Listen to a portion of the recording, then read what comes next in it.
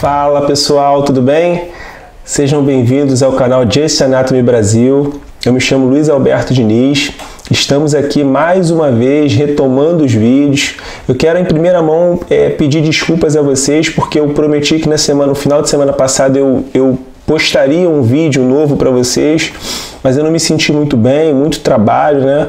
E aí eu não sei o que aconteceu, se foi alguma virose, e aí eu me senti um pouco mal e aí eu não consegui. Algumas coisas também me impossibilitaram também em relação aos equipamentos, deu um probleminha, mas estamos aqui, tá bom? Então, qual que é a proposta de hoje, pessoal? É nós falarmos do sistema muscular, de miologia, beleza? Então vamos dar uma olhadinha na tela aqui, que eu preparei para vocês, né? Vocês estão observando aqui, né, o início.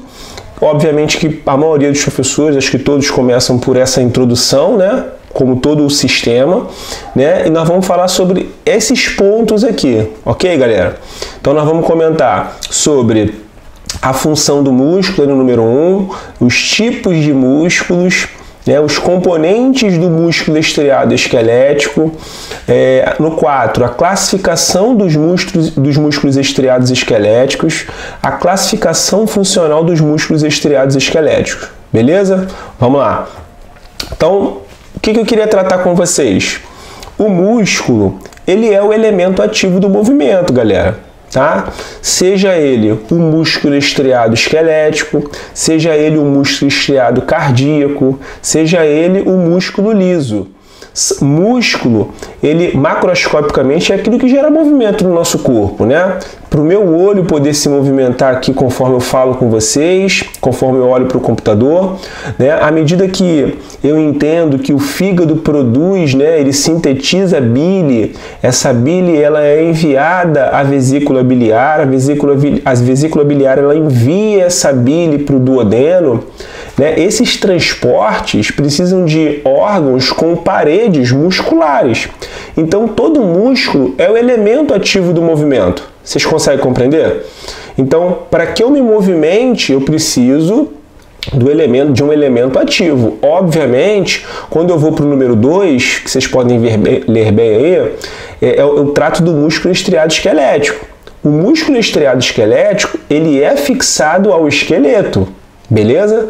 Então, ele tem uma fixação por extremidades, né? Em quase 100% das vezes dos músculos, e esse músculo, ele precisa dos ossos e das articulações sinoviais para que ocorra o movimento, tá? Assim como a articulação cartilaginosa também. Beleza? Então, o número 2, fixados por suas extremidades, vocês vão ver que aqui ao longo dessa introdução trata-se da origem da inserção. Então, por favor, vocês aí que são formados já na área, nível superior, nível técnico, que já passaram aí por uma ciência chamada de biomecânica, eu preciso tratar aqui com o olhar anatômico.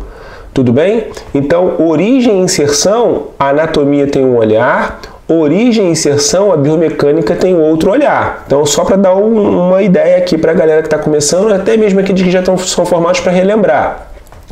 Em biomecânica é bacana falar não origem e inserção, e sim inserção proximal e inserção distal. Por quê? Porque em biomecânica a visão, o olhar para aquele tipo de movimento, tá? Na articulação sinovial, ele é diferente. Tudo bem? Então, número 3, né? Então, voltando para o número 2, fixados por extremidades, movem os segmentos quando há encurtamento da distância entre elas, ou seja, das extremidades. Então, por exemplo, se eu vou fazer um movimento de flexão do cotovelo, o músculo bíceps braquial, ele sofre o encurtamento da distância, proximal e distal, diminui. Você consegue entender? Isso pensando num tipo de contração. Beleza? Quando eu vou para o número 3, promove a estabilidade articular. Promover a estabilidade articular, vocês devem ter assistido a aula do sistema articular, né? Principalmente no que tange às articulações sinoviais. Promover estabilidade articular é aquilo que muita gente já ouviu falar de um vizinho, de um primo, de um avô, de uma avó, enfim. A pessoa está lá com uma eminência, segundo um médico, tá? De fazer uma cirurgia talvez no joelho. Eu sempre falo do joelho, tá? Porque é bem clássico.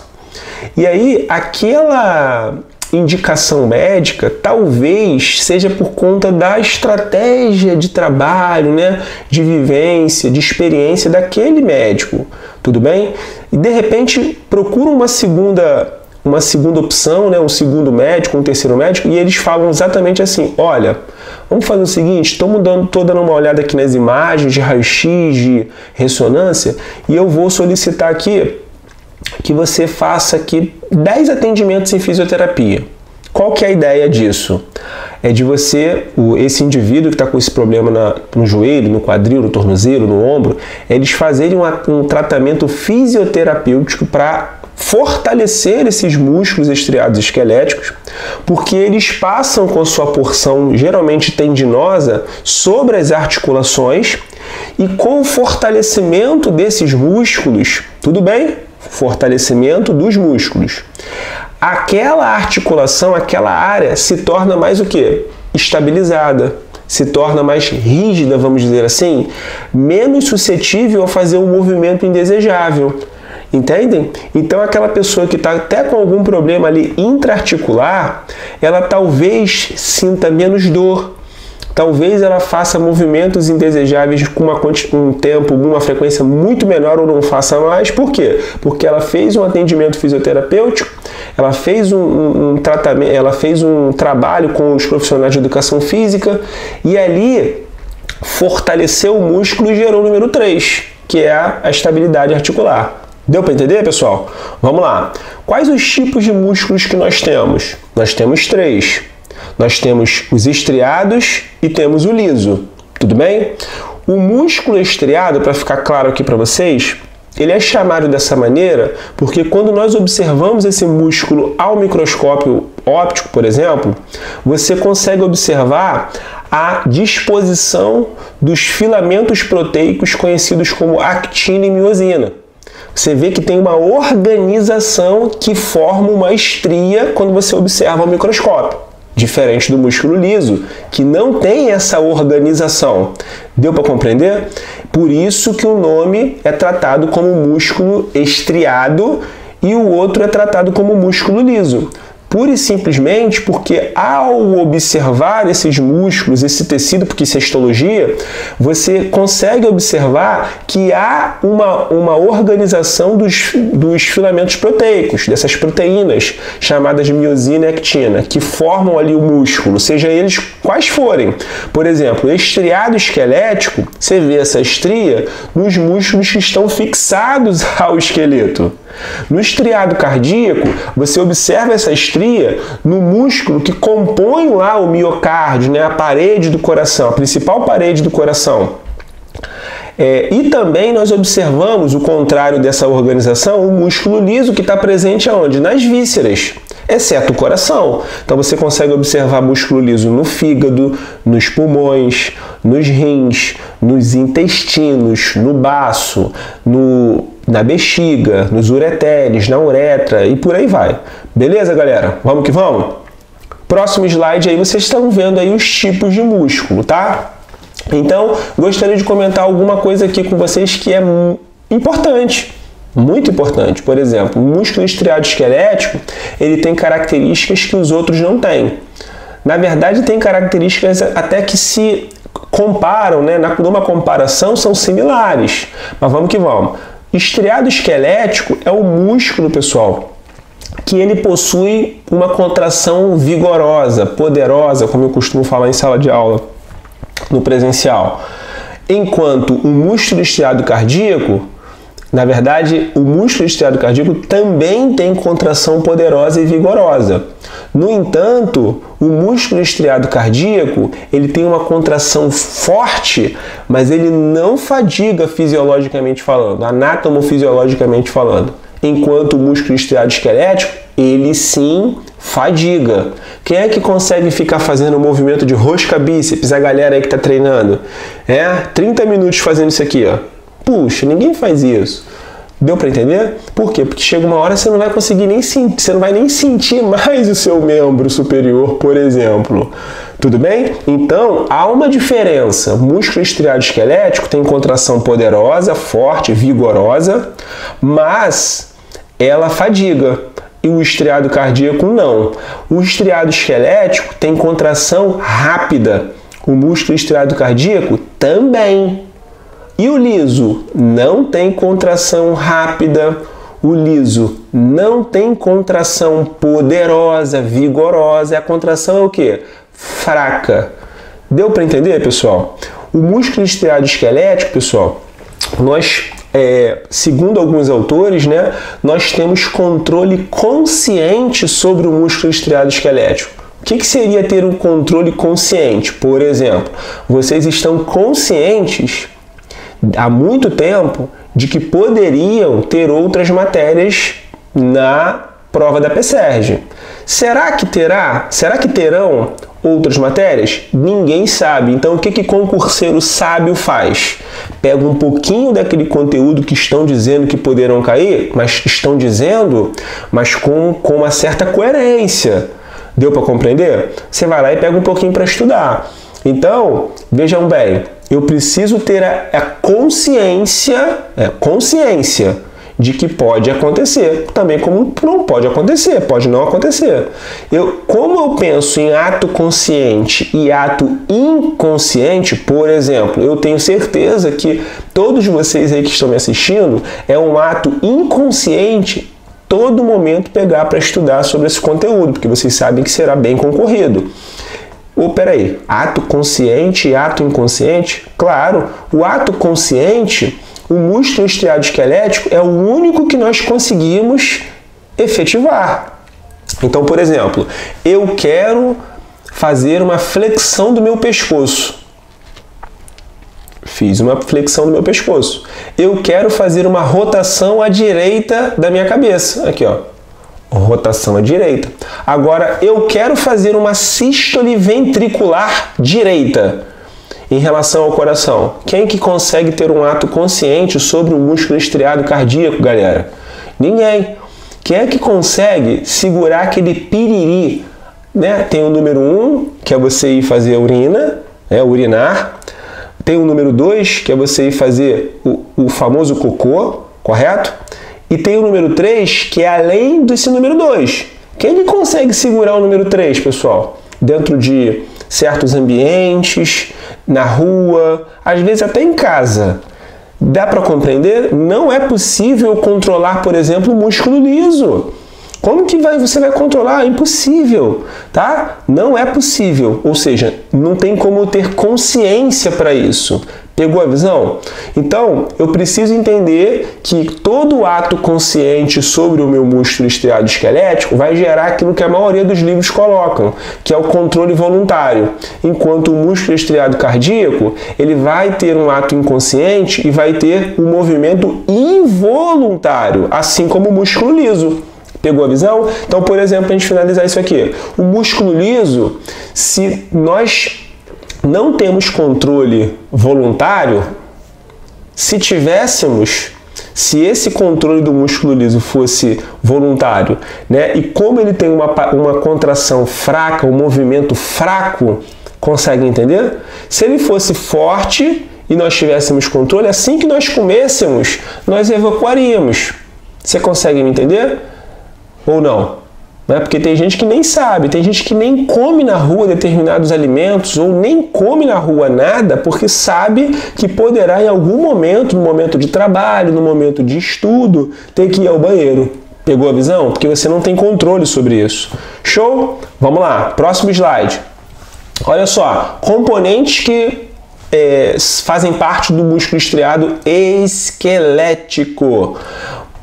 A letra A do número 1 de componentes é o ventre muscular. O que é o ventre muscular? Eu falo muito disso também nos cursos presenciais. Você chegar ao mercado, você pega lá uma peça de carne, tudo bem? Você vai ver que tem porções mais brancas bem brilhantes, umas brancas que parecem uma espécie de teia de aranha sobre o tecido muscular. Vocês vão ver pedaços de ossos, né? Lembrem, músculo estriado esquelético. Quando você pegar naquela parte de músculo, lembre, aquilo ali é o ventre muscular, é a carne. Assim como eu estou palpando aqui, ó, no ventre muscular, na carne. Pegou?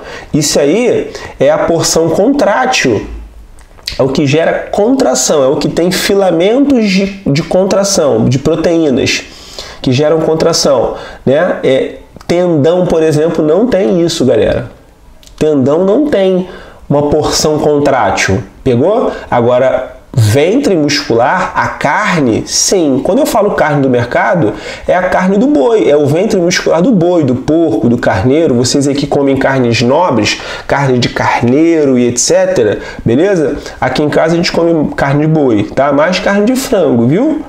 Vamos que vamos. Você consegue ver aqui, pessoal, na imagem, eu coloquei uma imagem para vocês, do ventre muscular. Tá bom? Você vê que é um músculo da região braquial, você vê que tem uma porção no úmero e uma porção indo lá para a una. Beleza? Letra B, tendão. O tendão é outro componente muscular, pessoal. O tendão, ele pode vir em uma forma cilindroide ou em fita. Mas também é possível que o tendão... O que é o tendão? São as extremidades do músculo, tudo bem?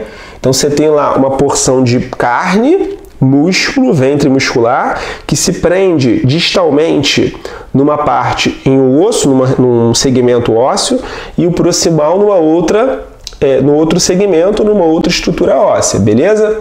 Então o músculo que tem músculo esteatoesquelético, ou seja, os tendões, eles podem vir de 3 maneiras, tá?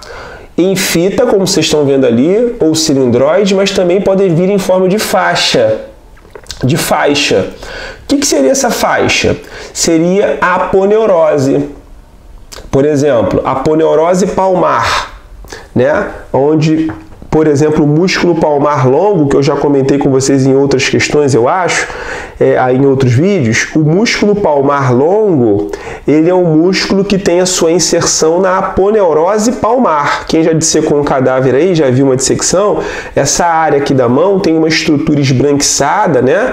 Que é chamada de aponeurose palmar. Olha só, a aponeurose serve como um tendão para fixar o músculo. Pegou? Existe também a famosa aponeurose tóraco-lombar. A aponeurose tóraco-lombar, ela está lá na região posterior do abdômen, tá? Tem uma fixação também ali na coluna vertebral, né? Na região lombar, na região torácica, por isso a aponeurose tóraco-lombar. Também tem uma fixação no quadril, tá? E se você observar, tem um músculo que eu vou comentar nos próximos vídeos, que é o músculo latíssimo do dorso, que muita gente aprendeu como grande dorsal. Esse músculo, ele tem como inserção, ele tem como origem a aponeurose tóraco-lombar. Significa então o quê? Que é um tipo de tendão que vai se fixar ao osso. Pegou? Então tome cuidado. Tendão pode vir de 3 formas. Pode vir em forma de fita, pode vir em forma cilindroide e pode vir de forma aponeurótica. Eu vou dar um outro exemplo aqui. Na região abdominal, nós temos uma bainha chamada de bainha do reto. Por exemplo, é onde o músculo reto do abdômen tem fixação. Então, se os músculos oblíquos, tá? Se esses músculos têm uma fixação na bainha, a bainha, se vocês forem ler isso aí, ela funciona como uma aponeurose, como um tendão. Deu para compreender, pessoal? Existem várias outras na região plantar, por exemplo, e em outros lugares do nosso corpo. Beleza? Vamos lá. Aqui, ó, estruturas do ventre muscular. É uma outra coisa também que os livros dividem na introdução à anatomia. Por exemplo, você está vendo aqui, ó, eu vou passar aqui a setinha, o mouse, ó. Vocês estão vendo aqui, ó, o epimísio. Eu gostaria até já de pegar, eu vou colocar aqui na edição, vocês vão ver que existe uma semelhança quando você estuda lá o sistema cardiovascular, que daqui a um pouco eu vou gravar vídeo para vocês também do sistema cardiovascular. Vocês viram, de teoria. Vocês vão ver que existe no coração o epicárdio, o miocárdio e o endocárdio.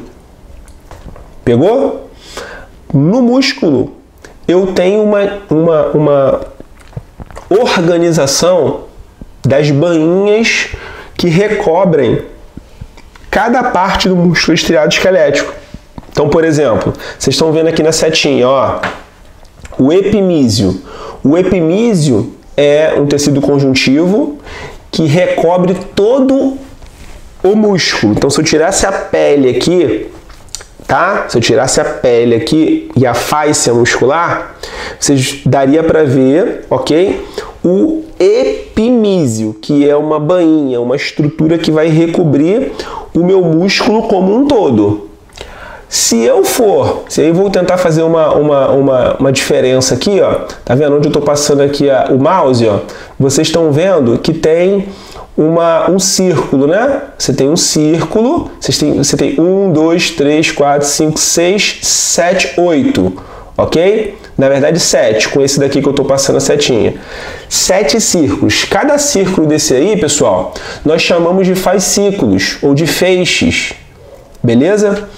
Cada fascículo desse daí é formado por um monte de fibras musculares, ou seja, um monte de miócitos. Então vamos pensar só no fascículo, que é essa estrutura onde eu estou colocando aqui, ó, o mouse. Você está vendo? Esse daqui é um daqueles círculos que eu comentei aqui agora. Esse fascículo ou feixe, ele é revestido por um tecido conjuntivo também, que é o perimísio.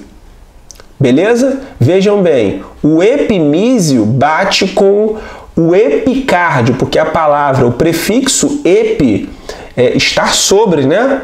Então, epicárdio, você vê que está mais externo, tá? Epiderme, você vê que está mais externa. Epimísio está mais externo. Agora, o perimísio envolve o fascículo.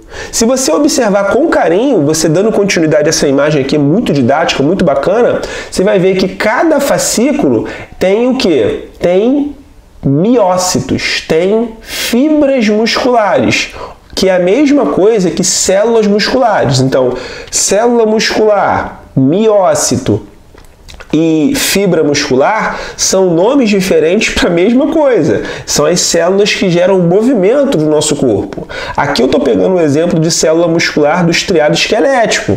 Beleza? Então você está vendo que cada fibra muscular, ou seja, cada célula muscular, ela é revestida pelo endomísio, como o endocárdio que eu comentei anteriormente.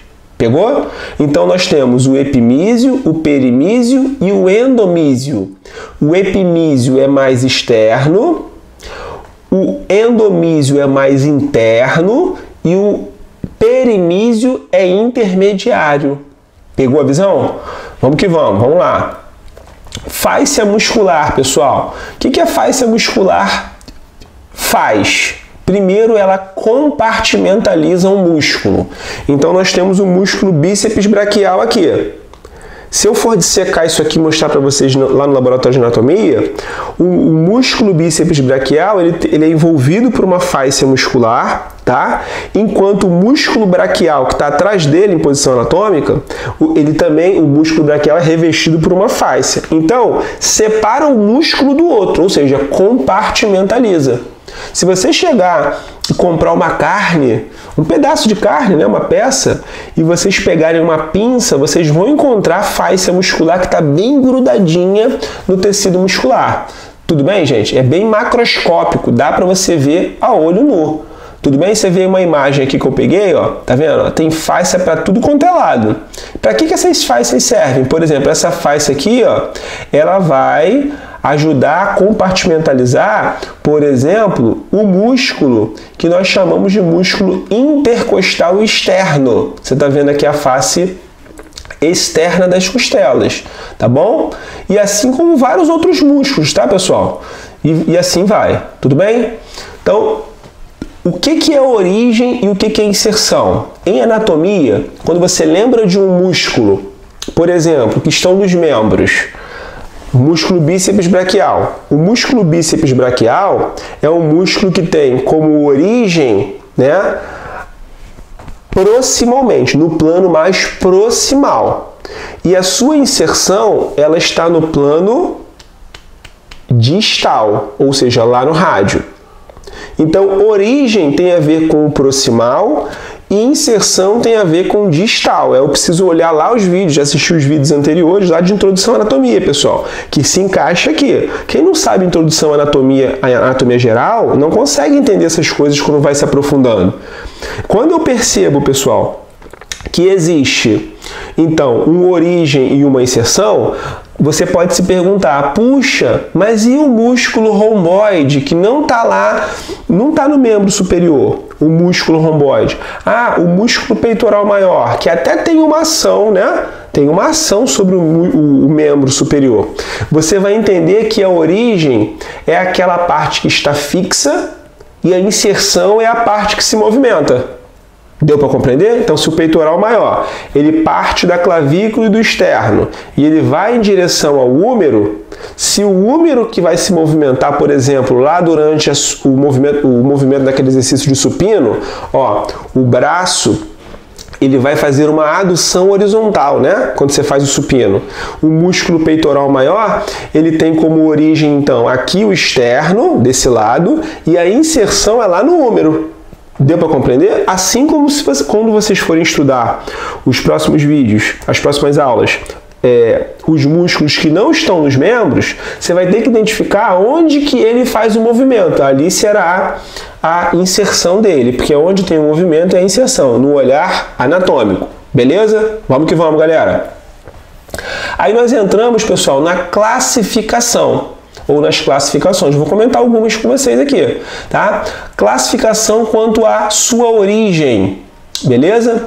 Nós temos 3 nomes dados à classificação quanto à origem, que é essa que a gente acabou de falar. Por exemplo, o músculo bíceps braquial. Nós temos como exemplo de bíceps o músculo bíceps braquial e o músculo bíceps da coxa, que está na parte posterior, faz parte dos posteriores da coxa. O músculo bíceps braquial, pessoal, é um músculo que só é chamado de bíceps porque ele tem 2 origens e uma inserção. 2 origens com cabeças diferentes, é como nós falamos, tá? Tecnicamente, 2 cabeças e uma inserção. 2 origens com 2 cabeças diferentes, em lugares diferentes, e uma mesma inserção. Então, se você observar com carinho aqui a setinha, ó, 2 origens, tá vendo? 2 setas diferentes. Aqui em cima, proximalmente, e distalmente tem uma inserção do bíceps, que vai lá para a tuberosidade do rádio. Ok? Se você olhar com carinho, tríceps, o que é tríceps? É um nome dado à classificação quanto à origem daquele determinado músculo. Não é qualquer músculo que vai se enquadrar nessa classificação. Então, quem é o tríceps? Nós temos 2 tríceps no corpo. O tríceps braquial, que está no plano posterior do braço, e o tríceps sural, que está no plano posterior da perna, que é o que vocês chamavam de batata da perna, de panturrilha. O correto mesmo é chamar de tríceps sural, é o nosso segundo coração, pessoal. O que o tríceps braquial, por que ele é chamado dessa maneira? Porque, se você olhar para a setinha, ó, são três cabeças diferentes. Uma cabeça mais lateral, uma cabeça mais medial e uma cabeça aqui longa. Ok, pessoal? A porção longa do tríceps são três origens, ou seja, 3 origens com 3 cabeças proximalmente e uma inserção única lá no olecrano, que você chamava de cotovelo. Ó. Aqui, ó, nós chamamos de cotovelo, né? O olecrano, a estrutura que tem da ulna, aquela osso que parece uma chave de boca. Então, nessa área aqui da chave de boca é onde se insere o músculo tríceps braquial. Por que ele é chamado de tríceps? Mais uma vez, 3 origens em locais diferentes. Olha a setinha, ó, 3 origens em locais diferentes, em porções do osso diferentes e uma inserção única, junta as 3 carnes, as 3 porções ou cabeças e vão para um único ponto. E o quadríceps, professor? Eu conheço o quadríceps que está na coxa. Então, quadríceps femoral é como eu brinco em sala de aula. É chamar a casa bonita é bela. Né? Redundância, na minha opinião, viu? Mas os livros vêm assim, quadríceps femoral. O que o quadríceps, por que ele é chamado assim? Se vocês observarem com carinho, tem 3 setinhas aqui, mas cuidado! Você está vendo aqui o músculo reto da coxa, aqui o músculo vasto lateral e aqui o músculo vasto medial. O músculo vasto intermédio está posterior a esse músculo aqui. Então, são 4 cabeças e uma inserção passando aqui pela patela e indo lá para a tuberosidade da tíbia. Ou seja, para um músculo ser chamado de quadríceps, ele possui 4 cabeças, 4 porções.